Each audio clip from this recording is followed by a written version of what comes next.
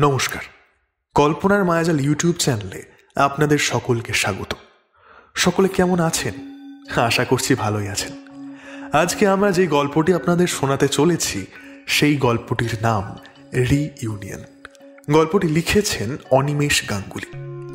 অনিমেষ গাঙ্গুলির জন্ম চাকদায় এবং সেখানেই ওনার বেড়ে ওঠা।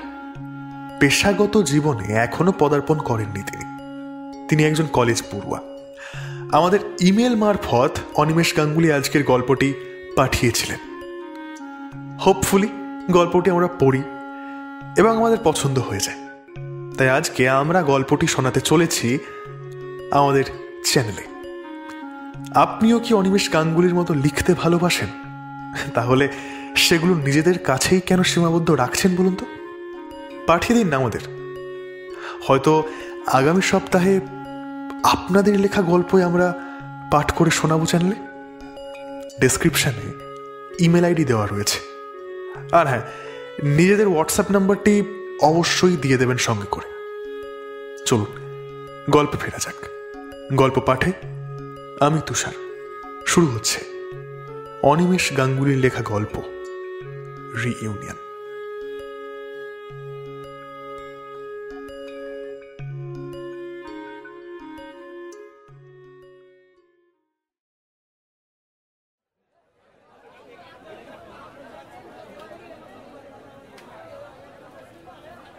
শহর change, number change, social media platforms থেকে একে অপরকে ব্লক,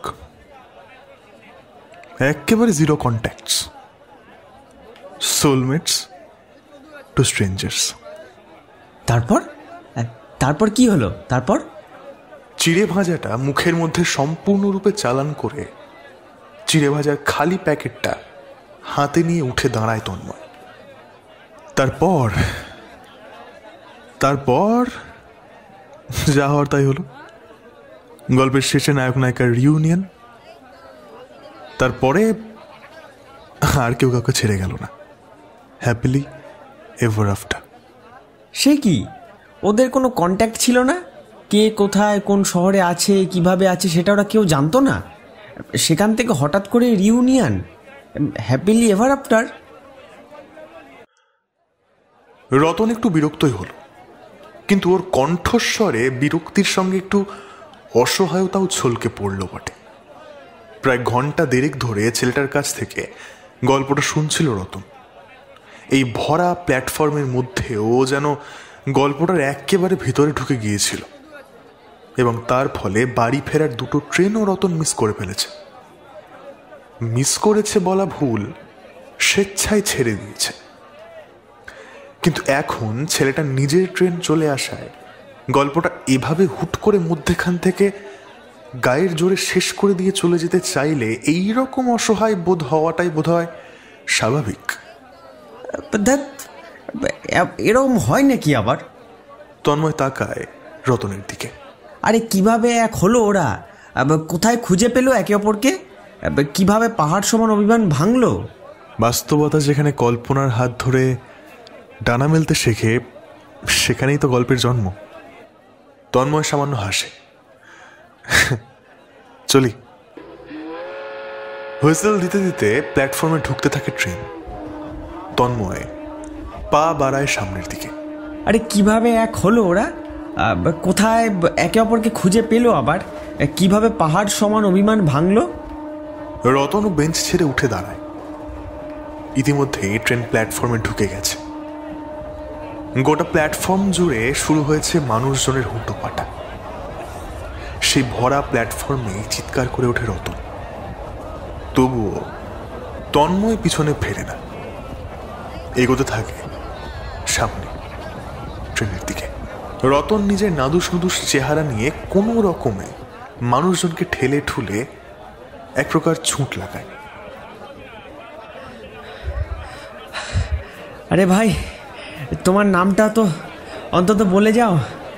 দাশগুপ্ত, তন্ময় দাশগুপ্ত। ট্রেনে উঠতে উঠতে পিছনে না ঘুরেই রতনের উদ্দেশ্যে কথাটা বলে তন্ময়। আমিও একজন ফ্যান। কার? Bond, James Bond. তন্ময় একবার রতনের দিকে তাকিয়ে হাসে, তারপর ভেতরের দিকে ঢুকে যায়। ট্রেনটা সামনের দিকে এগোতে শুরু করে ধীরে ধীরে। রতন কিছুক্ষণ তাকিয়ে থাকে সেদিকে, তারপর পিছনে ঘুরে আবার বেঞ্চটার দিকে এগোতে যাবে এমন সময় ধাক্কা খায় একটু মেয়ের সঙ্গে। এ হে, সরি, এক্সট্রিমলি সরি। মেয়েটা চলন্ত ট্রেনটায় ওঠার জন্যই বোধ হয় এক প্রকার ছুটে এদিকটায় আসছিল। তার হাতে ছিল একটা ট্রলি ব্যাগ। বোধ হয় কোনো কারণে লেট হয়ে গেছে সে। তবে ট্রেনটা যেরকম মন্থর গতিতে এগোচ্ছিল, মেয়েটা হয়তো উঠে পড়তে পারতো ট্রেনটায়। কিন্তু রতনের সঙ্গে ধাক্কা খেয়ে মেয়েটার ট্রলি ব্যাগটা ছিটকে পড়ল বেশ খানিকটা দূরে। সেটা পুনরায় নিজের হাতে তুলতে তুলতেই ট্রেনটা নিজের আসল গতি তুলে নিয়ে ফুরুত করে প্ল্যাটফর্ম ছেড়ে বেরিয়ে যায়। রতন আর মেয়েটা অসহায়ের মতো তাকিয়ে তাকিয়ে দেখতে থাকে ধীরে ধীরে ছোট হয়ে আসতে থাকা ট্রেনটার দিকে।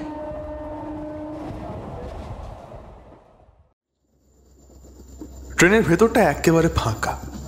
জানলার ধারের একটা সিটে বসেছে তন্ময়। নভেম্বর মাস, ধীরে ধীরে ঠান্ডা পড়তে শুরু করেছে শহরে। আর এই সময়টা, অর্থাৎ সন্ধ্যা পেরিয়ে রাত নামছে মুহূর্তটা থেকে বাতাস যেন আরো শীতল হতে শুরু করে। সেই শীতল বাতাস তন্ময়ের চোখে মুখে ধাক্কা মারতে থাকে। তবে সারা দিনের খাটাখাটনির পর এই বাতাসটা মন্দ লাগছে না তন্ময়ের, বরঞ্চ একটা তন্দ্রা ভাব মুহূর্তের মধ্যেই জাঁকিয়ে বসতে শুরু করেছে ওর উপরে। তন্ময় বাঁধা দিল না তন্দ্রাকে, মাথা এলিয়ে দিল পিছনের দিকে। তন্দ্রাকে যেন অনুমতি দিল আরো ভালোভাবে জাঁকিয়ে বসার জন্য। আর হলোও তাই। কয়েক সেকেন্ডের মধ্যেই চোখ দুটো আপনা আপনি বন্ধ হয়ে আসতে শুরু করলো। আরে কিভাবে এক হলো ওরা? কোথায় খুঁজে পেলো একে অপরকে? আবার কিভাবে পাহাড় সমান অভিমান ভাঙলো? প্ল্যাটফর্মে সেই লোকটার বলা কথাগুলো কানের মধ্যে বাজতে লাগলো তন্ময়ের। তন্ময় নিজের চোখ দুটো বুজে নেয়। সামান্য হাসি ফুটে ওঠে ঠোঁটে। ঝিকঝিক ঝিকঝিক শব্দে ট্রেন তার আপন ছন্দ তুলে এগোতে থাকে গন্তব্যের দিকে। ঠিক যেমন ভাবে একটা পাতলা ঘুমের চাদর তন্ময়ের চৈতন্যকে গ্রাস করতে থাকে।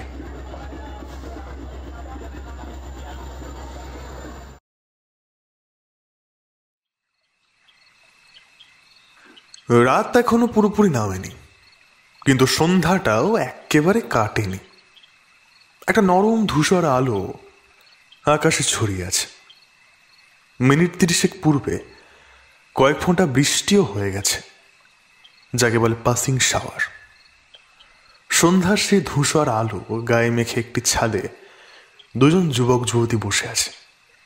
সেই ছাদে বৃষ্টির জল শুকিয়ে গেছে, কিন্তু কয়েক জায়গায় ছোট ছোট জলতরঙ্গের দাগ থেকে গেছে এখনো, যেন অসম্পূর্ণ নকশা।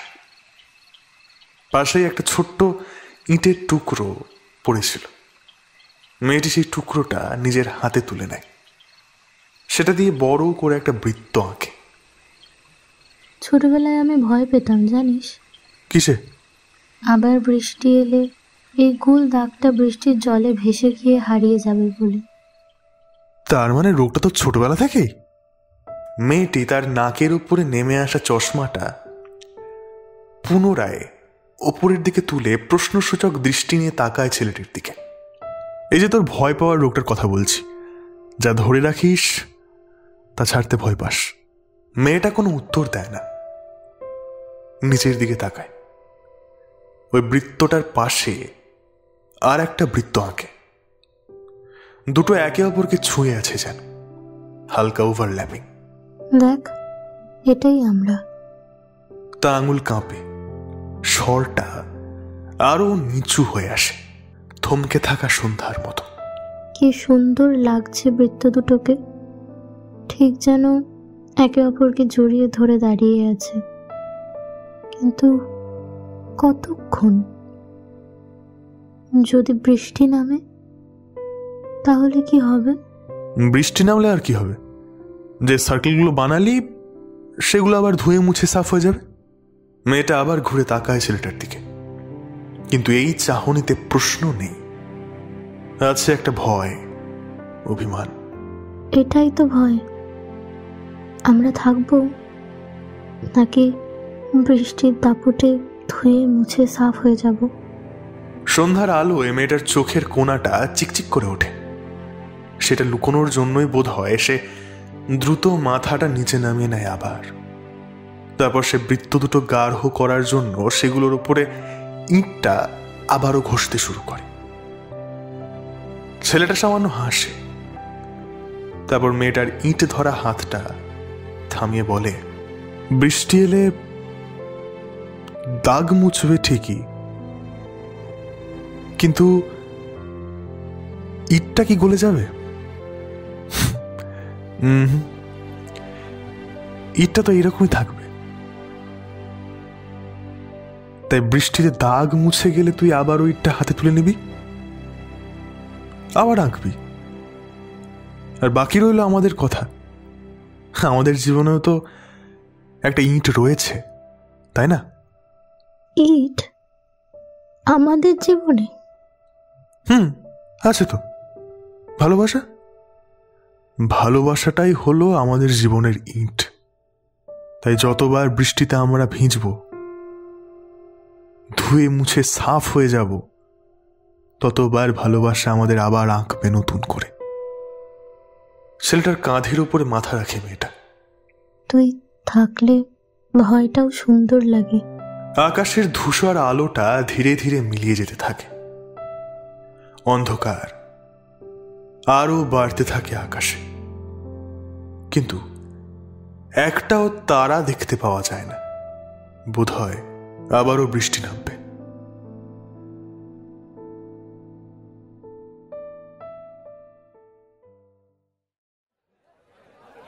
চা চা চা চা চা বলেন, চা বলেন, চা বলেন, লেবু চা, চা খাবেন?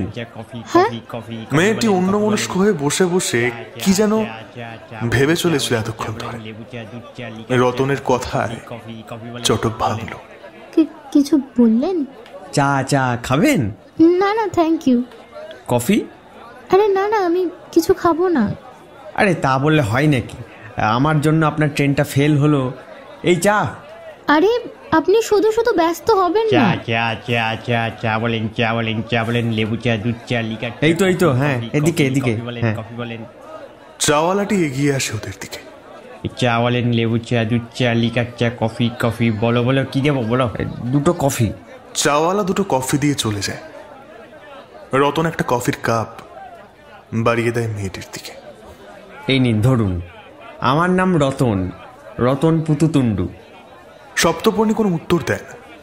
সে জানে কথা বললেই কথা বাড়বে, তাই সে শুধুই একটু হেসে মাথা দোলায়।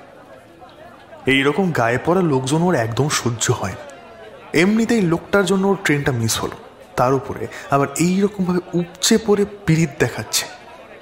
মিনিটে মিনিটে সরি, আবার এখন জোর করে কফি কিনে খাওয়াচ্ছে। এসব কি সপ্তপর্ণী চেয়েছে নাকি বলেছে করতে?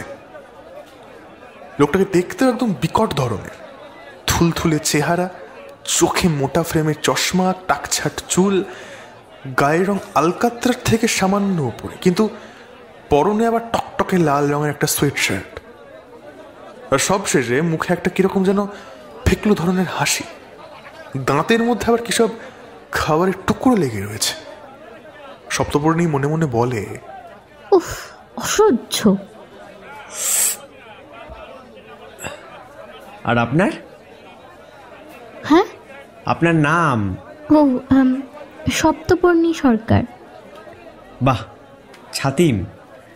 সপ্তপর্ণীর আরেক নাম ছাতিম। আমার খুব ভালো লাগে ছাতিম ফুলের গন্ধ। আপনার কেমন লাগে? না, লাগে না। কেন? আচ্ছা, আপনার কি কোনো কাজ কাম নেই? তখন থেকে কেন জ্বালাচ্ছেন বলুন তো? সপ্তপর্ণী আর চেপে রাখতে পারে না, এক প্রকার ঝাঁঝিয়ে ওঠে। রতনের মুখটা করুণ হয়ে আসে। সরি, আমি আপনাকে ডিস্টার্ব করতে চাইনি। আমার জন্য আপনার ট্রেনটা মিস হয়ে গেল। পরবর্তী ট্রেনের জন্য এখনো অনেকটা সময় বাকি। আমার প্রচণ্ড গিল্টি ফিল হচ্ছিল, তাই আসলে। ঠিক আছে, আপনি বসুন তাহলে, আমি আসছি। রতন নিজের ব্যাগটা কাঁধে ঝুলিয়ে মাথা নিচু করে হাঁটা লাগায়। সপ্তপর্ণীর মনটা হঠাৎ করেই কেমন যেন নরম হয়ে আসে। ওভাবে বলাটা ওর উচিত হয়নি। এমনভাবে তো সে কখনো কাউকে অপমান করে না। এই যে শুনছেন, বসুন। আমি আসলে ওভাবে বলতে চাইনি, প্লিজ ডোন্ট মাইন্ড। রতন ঘুরে তাকায় সপ্তপর্ণীর দিকে। শিওর? আরে হ্যাঁ, বসুন। রতন বেশি কথা বাড়ায় না, আবার বসে পড়ে। অ্যাকচুয়ালি আমার মাথা ধরে আসে, তাই ভালো লাগে না। মাথা ধরে আসে? কিসে? ছাতিম ফুলের গন্ধে। বাদ দিন, আপনার ট্রেন কখন? আমার তো এখনো আধ ঘন্টা বাকি প্রায়। রতন একটু হাসে। আসলে আমার বাড়ি যাওয়ার দুটো ট্রেন মিস হয়ে গেছে একজন ভদ্রলোকের গল্প শুনতে শুনতে। কিন্তু ওনার যখন ট্রেন আসলো তখন তিনি গল্প মাঝখান থেকেই শেষ করে চলে গেলেন। তারপরে আমার জন্য আপনার ট্রেনটাও মিস হয়ে গেল। যাই হোক, আমারও মিনিট 20 মতন বাকি। গল্প শুনতে শুনতে দুটো ট্রেন মিস? বাবা, কি এমন গল্প বলুন তো? মানে এখনো তো 20 মিনিট আছেন, আপনি শর্টে তো বলতেই পারবেন। রতন আবারও একটু হাসে। ওই গল্প শর্টে বলা সম্ভব হবে কিনা জানি না, তবে চেষ্টা করে দেখতে পারি। কিন্তু একটা মজার বিষয় কি জানেন? ওই গল্পে নায়িকার নাম কি ছিল জানেন? ছাতিম। হ্যাঁ, সে কি? আর নায়কের নাম?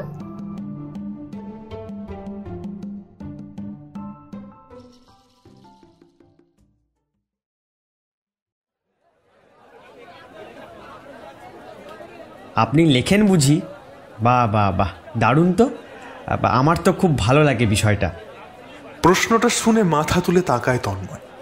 দেখে একটা বিকট ধরনের লোক 32 পাটি দাঁত বার করে ফেল ফেল করে তাকিয়ে আছে ওর দিকে।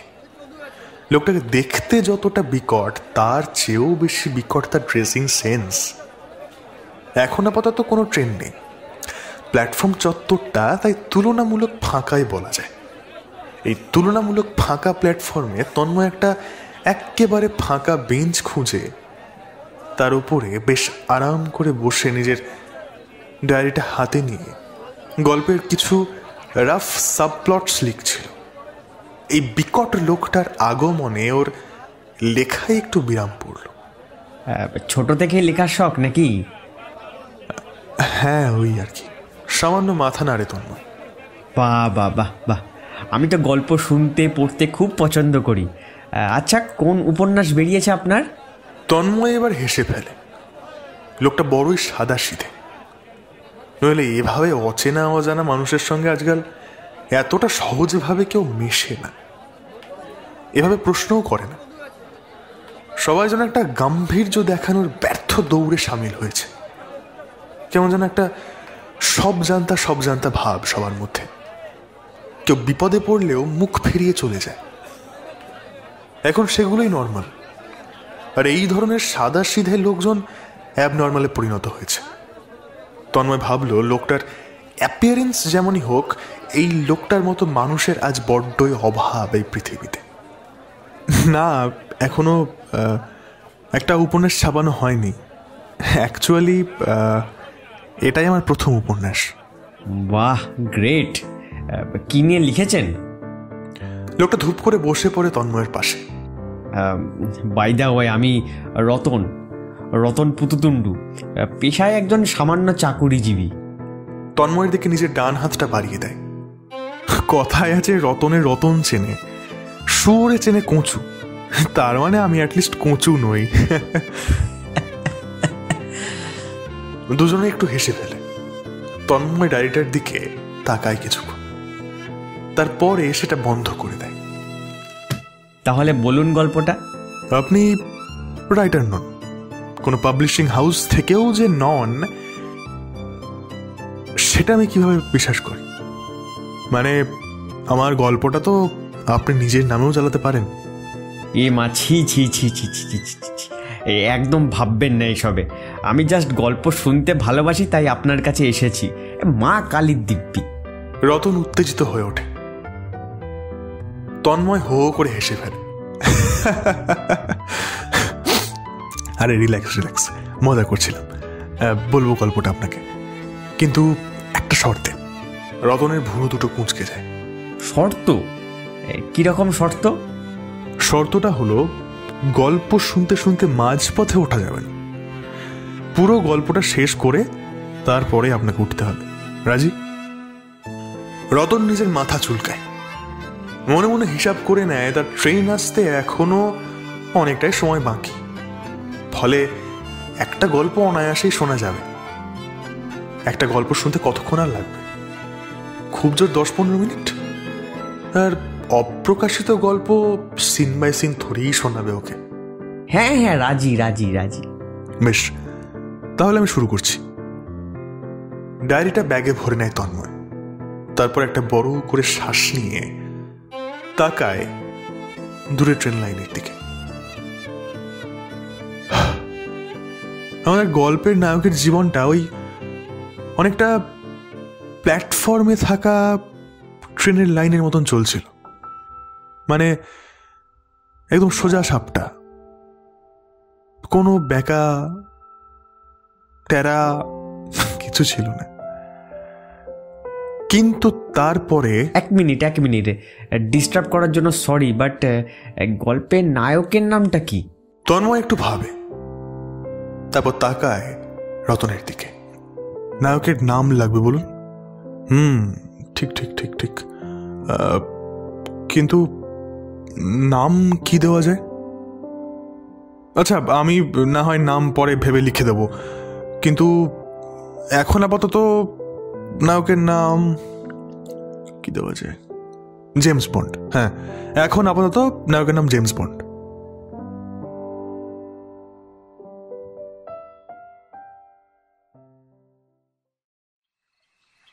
আজকের বিকেলটা অদ্ভুত রকমের শান্ত। চারিদিকে একদম থমথমে ভাব। পাখিরাও যেন ফিসফিসিয়ে ডাকাডাকি করছে। আকাশের রং কমলা, যেন সূর্য ডুবতে ডুবতেও থেমে গেছে। যেন কিছুর একটা আশঙ্কা, ভয় তাকে ডুবতে দিচ্ছে না। সে কমলা আলো গায়ে মেখে ওরা দুজন পাশাপাশি হাঁটছে পাড়ার পুরনো সরু একটা রাস্তা দিয়ে। একটা নরম শীতল বাতাস মেয়েটার চুলগুলো উড়িয়ে দিয়ে যাচ্ছে মাঝে মধ্যেই। ছেলেটার শার্টের কলারটাও কাঁপছে একটু একটু, যেন তার ভেতরের অস্থিরতা বাইরে বেরিয়ে আসতে চাইছে। একটা বেওয়ারিশ কুকুর ওদের দুজনের একদম মধ্যেখান দিয়ে হেঁটে গেল। আবার কিছুটা এগিয়ে গিয়ে পিছনে তাকিয়ে দেখলো দুজনকে, যেন সেও বুঝতে পারছে এখানে কিছু একটা ভেঙে যাচ্ছে। তাই সেই ভাঙনের দাগটাই যেন কেটে দিয়ে গেল সে। ওরা দুজনে এসে পৌঁছয় সেই জায়গাটায়, পুরনো ছাতিম গাছটার নিচে, যেখানে প্রথমবার বৃষ্টি থেকে বাঁচতে দাঁড়িয়েছিল ওরা। এখানেই প্রথমবার ছেলেটা নিজের হৃদস্পন্দনকে দমন করে অনেকখানি সাহস সঞ্চয় করে হাসি মুখে বলেছিল, তুই বৃষ্টিতে ভিজলে ছাতিম ফুলের মতো গন্ধ বার হয় জানিস। কিন্তু আজ তো বৃষ্টি পড়ছে না, ফুলে আজ সেই গন্ধ নেই। আজ আছে শুধু মন খারাপের গন্ধ, বিষাদের সুর। শীতল বাতাসটা একটু জোরে বয়ে যায়। ছাতিম গাছের পাতাগুলো শব্দ করে, যেন প্রাকৃতিক মনোট্রম, যা হয়তো প্রহর গুনছে ওদের শেষ কথোপকথনের জন্য। মেয়েটা এবার ধীরে ধীরে তাকায় ছেলেটার দিকে, ছলো ছলো চোখে জিজ্ঞাসা করে, বলবি নাকি আজকেও লুকোবি? ছেলেটার মাথাটা নোয়ানো, তার চোখের নিচে ক্লান্তির ছাপ, যা প্রতিনিধিত্ব করছে অনিদ্রা, চিন্তা এবং অনিশ্চয়তার। হঠাৎ দূর থেকে মন্দিরের শঙ্খধ্বনি শোনা যায়।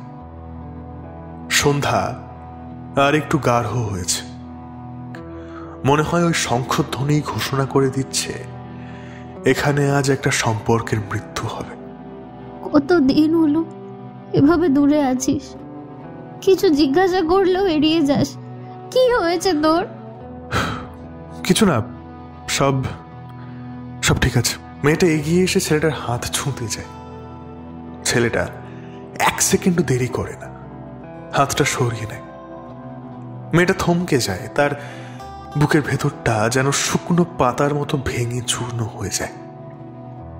আমি কি তোর বোঝা হয়ে গেছি? আমার থেকে দূরে থাকলে কি তুই শান্তি খুঁজে পাস? কেন ওভারথিঙ্ক করছিস? আমি বলেছি তো সময়টা ভালো যাচ্ছে না। আমি ছিলাম পাশে, আছিও, তবে তবে কেন আমাকে এভাবে ঠেলে দূরে সরাচ্ছিস? ছেলেটা কোনো জবাব দেয় না, খানিকক্ষণ মাথা নিচু করেই দাঁড়িয়ে থাকে। কয়েকটা নিস্তব্ধ মুহূর্ত কেটে যায়। আজকে বল, প্লিজ বল। ছেলেটা মাথা তুলে তাকায়, চোখে জল নেই, কিন্তু বুকে যেন পাহাড় জমে আছে। কারণ আমার কাছে সম্পর্ক টেনে নিয়ে যাওয়ার মতো পরিস্থিতি নেই এখন। আমি প্রতিদিন স্ট্রাগল করছি, চাপের মধ্যে আছি। এই সবের মধ্যে আমি তোকে জড়াতে চাই না। তুই আমাকে জড়াচ্ছিস না। আমাদের দুজনের পথ আলাদা হওয়াই ঠিক, এখনই, এই মুহূর্তে। মেয়েটা থমকে দাঁড়ায়, হাওয়ার শব্দ থমথমে হয়ে যায়। দূরে কারোর সাইকেলের চেন কর্মর করে ওঠে। তুই আমাকে? হ্যাঁ, আমি তোকে ছাড়ছি। এত সহজে? এত দিনের সম্পর্ক, এত স্মৃতি, আমাদের ভালোবাসা, এত কিছু, এগুলো কিচ্ছু না, কিচ্ছু না তোর কাছে? আমি তোর কাছে কিচ্ছু না? আচ্ছা, তুই কি আমাকে ভালোবাসিস আদেও? ছেলেটা চোখ তুলে তাকানোর সাহস করে না, কারণ একবার যদি সে তাকায় তাহলে সে ভেঙে পড়বে। আর ভেঙে পড়ার অর্থই হচ্ছে আবারও মেয়েটাকে নিজের কাছে বেঁধে ফেলা। কিন্তু সেই অধিকারও তার নেই। কিভাবে বাঁধবে সে? কোন ভরসায় বাঁধবে? তার তো নিজেরই কিছু নিশ্চয়তা নেই। কেন বেঁধে রেখে কষ্ট দেবে? কেন নিজের জন্য ওর জীবনটাও নষ্ট করবে? সে মাথা তোলে না, মাথা নিচু করে খুব শান্ত স্বরে সে বলে, ক্ষমা করিস, আমি আর পারছি না। আমাকে কি একবারও ধরে রাখতে ইচ্ছে হলো না? একবারও হলো না? ছেলেটা চোখ বন্ধ করে মাথা নিচু করে চুপ করে দাঁড়িয়ে থাকে। তার কাঁধ কেঁপে ওঠে, তবুও তাকায় না। আজ তাকে শক্ত হতেই হবে, নিজের জন্য নয়, নিজের ভালোবাসার জন্য, ভালোবাসার মানুষটার ভালো থাকার জন্য, তার ভালো ভবিষ্যতের জন্য।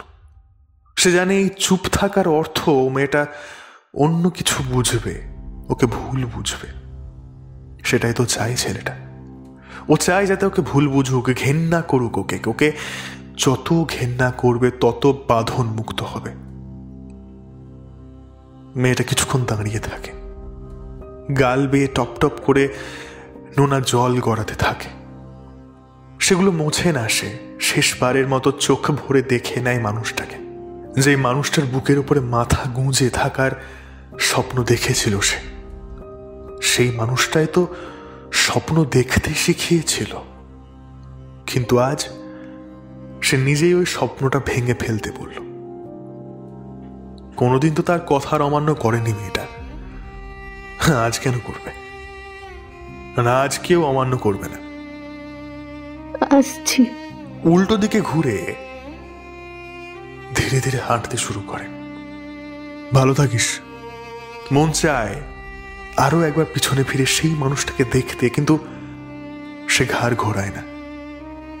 কারণ যদি ঘোরায় তাহলে আবারও বেহায়া মন জেদ ধরে বসবে ওই বুকে আশ্রয় খোঁজার।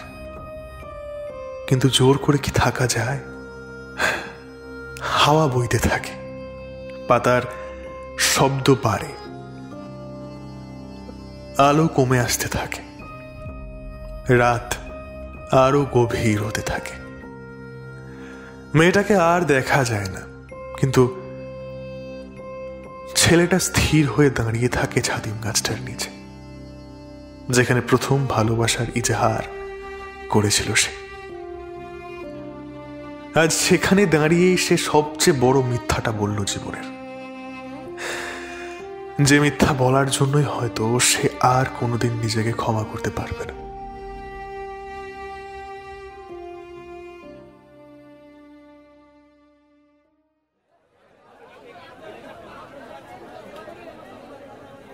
শহর change, number change, social media platform থেকে একে অপরকে ব্লক, একেবারে জিরো কন্ট্যাক্ট, সোলমেটস টু স্ট্রেঞ্জার্স। ভদ্রলোক এখানে গল্পটা শেষ করতে পারতেন, কিন্তু আমি যখন জিজ্ঞাসা করলাম তারপরে কি হলো, ভদ্রলোক বললেন, তারপর যা হওয়ার তাই হলো। গল্পের শেষে নায়ক নায়িকার রিইউনিয়ন, তারপর আর কেউ কাউকে ছেড়ে গেল না, হ্যাপিলি এভার আফটার। আপনিই বলুন না, এরপর কিভাবে হ্যাপিলি এভার আফটার হতে পারে? ওদের তো কোনো কন্ট্যাক্টই ছিল না। তাহলে ভদ্রলোক সেসব কিছু না বলেই চলে গেলেন। সপ্তপর্ণী কিছুক্ষণ চুপ করে বসে থাকে, মুখটা থমথমে, বুকের ভেতরটা কিরকম যেন করছে তার। রতন আবার বলে, ইস, ভদ্রলোকের ট্রেনটা যদি একটু পরে আসতো তাহলে বোধহয় উত্তরটা পেয়ে গিয়ে থাকতাম। সপ্তপর্ণীর ঠোঁটে ম্লান একটা হাসির রেখা খেলে যায়। সে বিষাদ মাখা স্বরে বলে, বিচ্ছেদের সেই শেষ বিকেলের আলোতেও সামনের মানুষটার চোখে লুকিয়ে থাকে এক ধরনের অপেক্ষা, ফিরে আসার ক্ষীণ ইঙ্গিত। অস্বীকার করা যায় না এমন একটা টান। ভালোবাসা বোধহয় এমনই, যাকে সত্যিই ভালোবাসি তাকে আমরা মাটির মতো বুকে ধরে রাখি। ধীরে ধীরে দুজন দুজনের ভিতরে শিকড় গেঁথে ফেলি। তাই সম্পর্ক ভেঙে গেলে গাছটা হয়তো উপরে যায়, কিন্তু শিকড়ের কিছুটা অংশ থেকে যায় বুকের আটকে, নিঃশব্দে, তবুও তীব্রভাবে বেঁচে থাকে। আর সেই শিকড়েই মাঝে মাঝে ব্যথা করে, মনে করিয়ে দেয় কেউ একদিন আসছি বলেছিল, তারপর আর কোনো দিন ফিরে আসেনি। আর কোনো কোনো গল্পে সেই কেউ আসলে আমরা নিজেরাই, ফিরতে চেয়েও ফিরি না, কিংবা ফিরে এলে দেখি অনেক দেরি হয়ে গেছে। তখন হাতে থাকে কেবল শূন্যতা আর একটা তীব্র অনুশোচনা। ইস, যদি শেষবার তাকে শক্ত করে জড়িয়ে ধরে বলতে পারতাম, তোকে ছাড়া আমার সত্যিই ভালো লাগে না, খুব কষ্ট হয়, প্রাণ হয়তো অবশিষ্ট থাকে, কিন্তু বেঁচে কি থাকি। হয়তো বললেও কিছু বদলাতো না, আবার হয়তো সবটুকুই বদলে যেত। কে জানে, জানি হয়তো তার ফিরে আসার কোনো সম্ভাবনাই নেই, হয়তো তাদের জীবনের গল্প থেকে অনেকাংশে মুছে গিয়েছি আমরা, আবছা হয়ে এসেছে আমাদের স্থান, কিন্তু তবুও মানুষটা থেকে যায় আমাদের গল্পে, আমাদের রোজ নাম চায়, ঠিক সেই আগের মতোই। ধীরে ধীরে তাদের অনুপস্থিতিতেও আমরা তাদের উপস্থিতি টের পেতে শুরু করি। বুকের ভেতরে থাকা সেই শিকড়টা আবার নতুন করে চারা গাছে পরিণত হয়। সেই মানুষটাকে আবার নতুন করে নতুনভাবে ভালোবাসতে থাকি আমরা, এইবার আর আঁকড়ে ধরে নয়, দূর থেকেই। এটাও কি রিউনিয়ন নয়? এভাবেই থেকে যাওয়াকে হ্যাপিলি এভার আফটার বলা যায় না? রতন হাঁ করে তাকিয়ে থাকে সপ্তপর্ণীর দিকে। আপনি কি ফিলোসফির টিচার? সপ্তপর্ণী সামান্য হাসে।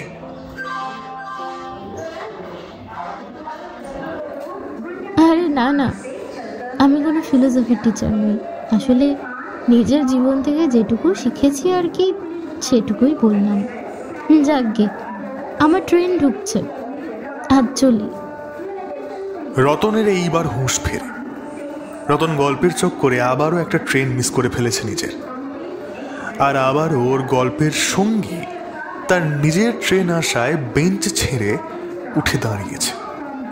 আজকে যে কি হচ্ছে রতনের সঙ্গে। সপ্তপর্ণী নিজের ব্যাগটা নিয়ে সামনের দিকে এগোনোর পূর্বে আর একবার তাকালো রতনের দিকে।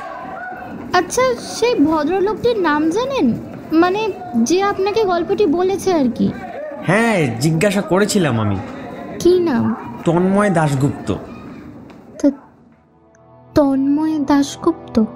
সপ্তপর্ণীর মনে হলো ওর আশেপাশের পৃথিবী যেন ঘুরতে শুরু করেছে। বুকের ভেতরের দাপাদাপিটা আরো এক ধাপ বেড়ে গেল। ওর মনে হলো পৃথিবীটা বড্ড ছোট। আপনি চেনেন? হ্যাঁ হ্যাঁ হ্যাঁ, না মানে আমি কিভাবে চিনব? কোনো রকম ভাবে নিজের মুখে একটা হাসি আনার চেষ্টা করলো সপ্তপর্ণী। ইতিমধ্যেই তার ট্রেনটা প্ল্যাটফর্মে ঢুকে পড়েছে। নিজেকে যতটা সম্ভব স্বাভাবিক করে সামনের দিকে হাঁটা লাগালো সে।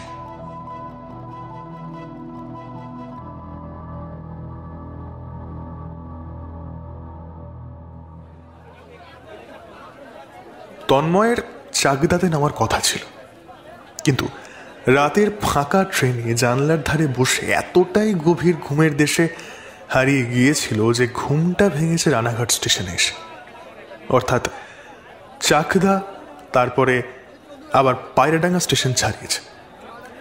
তবুও ঘুম বাবা জীবন ভাঙেনি। হায় রে ঘুম! এইরকম ঘুম বহুদিন ঘুমায়নি তন্ময়। আজকে অনেক বছর পর এরকম ঘুমালো। স্টেশন ছেড়ে আসার জন্য খারাপ লাগছে ঠিকই, কিন্তু তার চেয়েও বেশি যেন ফ্রেশ লাগছে নিজেকে। আসলে চাকদাতে মাসির বাড়িতে যাচ্ছে সে। কদিন আগেই ফিরেছে ওয়েস্ট বেঙ্গলে, প্রায় 6 বছর বাদে। ফেরার কারণটা মাসির বাড়িতে যাওয়ার জন্য। মাসির ছেলে, একমাত্র ছেলে, অর্থাৎ তন্ময়ের প্রিয় দাদা অরূপদার বিয়ে বলে কথা। তন্ময় কিভাবে না এসে থাকে। ইতিমধ্যেই অরূপদা 3 বার কল করে কেয়ারলেস পনার জন্য খিস্তিয়েছে তন্ময়কে। একবার তো বলল যে গাড়ি নিয়ে আসবে কিনা, কিন্তু তন্ময় বারণ করে দিয়েছে। আর 10 মিনিটের মধ্যেই, অর্থাৎ 9:46 একটা ট্রেন আছে, ওটাতেই চলে যেতে পারে। তাই রানাঘাটে নয়, চাকদাতে স্টেশনে গাড়ি নিয়ে অপেক্ষা করতে বলেছে। বলা নেই কওয়া নেই, হঠাৎ করে আকাশে কোত্থেকে যেন মেঘের সঞ্চার ঘটেছে। যদিও এই সময়টায় বৃষ্টি পড়াটা ম্যান্ডেটরি, নইলে শীতটা ঠিকভাবে জাঁকিয়ে পড়বে না। আপাতত ওভারব্রিজের ওপরে দাঁড়িয়ে আছে তন্ময়। এখান থেকেই কখনো আকাশ, কখনো বা ট্রেন লাইনের দিকে দেখে নিচ্ছে সে। তন্ময়ের ট্রেন ঢুকতে এখনো মিনিট 10 বাকি।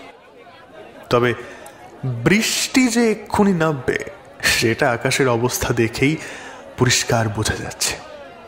কিন্তু না, আরো কিছুটা সময় গড়িয়ে গেল, বৃষ্টি নামলো না। ঘড়িতে রাত 9:42। তখন শান্তিপুর লোকাল ঢুকলো রানাঘাট স্টেশনে। তন্ময়ের ট্রেন ঢুকতে এখনো 4 মিনিট বাকি। তন্ময় ওভারব্রিজ দিয়ে নামতে শুরু করলো, আর ঠিক তখনই শুরু হলো ঝমঝমে বৃষ্টি। ট্রেন থেকে নেমে লোকজনের হুটোপাটা শুরু হয়ে গেল। অধিকাংশ লোকই শেডের নিচে দাঁড়িয়ে পড়ল নিজেদের বাঁচানোর জন্য, আর কয়েকজন ছাতা মাথায় দিয়ে ওভারব্রিজের দিকে পা বাড়ালো।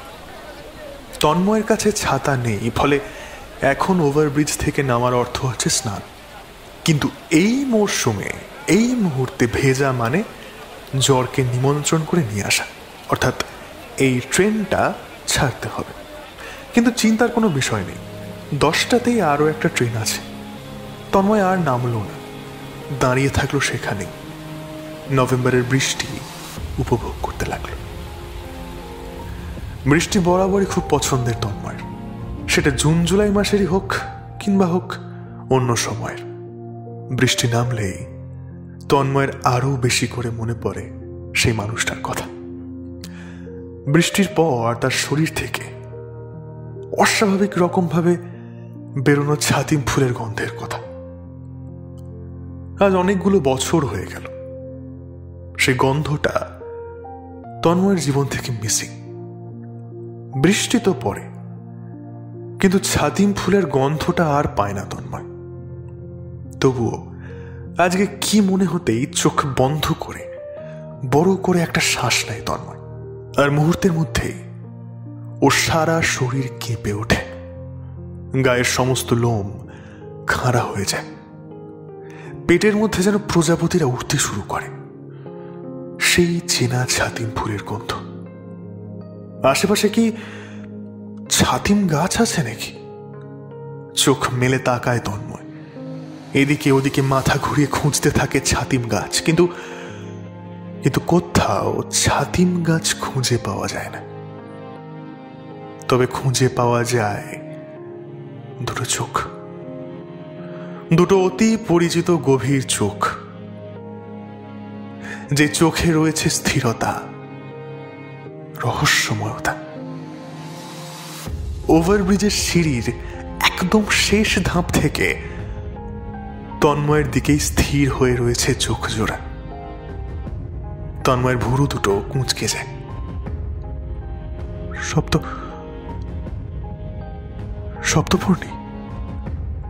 সপ্তপূর্ণি সামান্য ভিজে গেছে। রুমাল দিয়ে মাথা মুছতে মুছতে ওভারব্রিজ দিয়ে উঠছিল সে, কিন্তু তন্ময়কে দাঁড়িয়ে থাকতে দেখে সে থমকে যায়। বৃষ্টির দাপট আরো বাড়তে থাকে, ছাতিম ফুলের গন্ধে ভরে উঠতে থাকে ওভারব্রিজটা। তন্ময় আর এই গন্ধটাকে উপেক্ষা করে থাকতে পারে না। সে এগিয়ে যায় সপ্তপূর্ণির দিকে।